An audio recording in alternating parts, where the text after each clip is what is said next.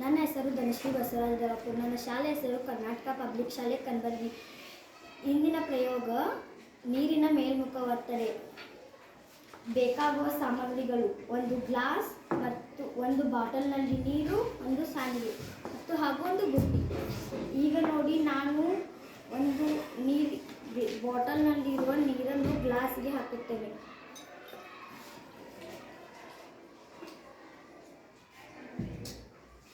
ಈ ಸಾಣಿಗೆಯನ್ನು ಗ್ಲಾಸ್ ಮೇಲೆ ಮುಚ್ಚಿ ಇದನ್ನು ಡಬ್ ಹಾಕುತ್ತೇವೆ. ಹೀಗೆ ನೀರು ಬಿದ್ದವು.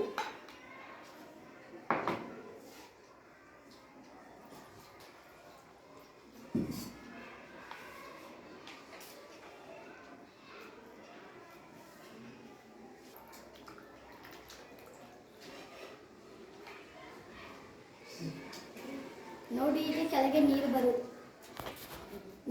ಕೆಳಗೆ ನೀರೇ ಬರುವುದಿಲ್ಲ. ಒಂದು ವಸ್ತುವು ಸ್ಥಳವನ್ನು ಆಕ್ರಮಿಸುತ್ತದೆ. ಈ ವಸ್ತುವಿನ ಹೊರಭಾಗದಲ್ಲಿ ಗಾಳಿ ಇದೆ. ಈ ವಸ್ತುವಿಗೆ ಗಾಳಿ ಹೊರಗೆ ಹೋಗಲು ಅವಕಾಶ ಕೊಡುತ್ತಿಲ್ಲ.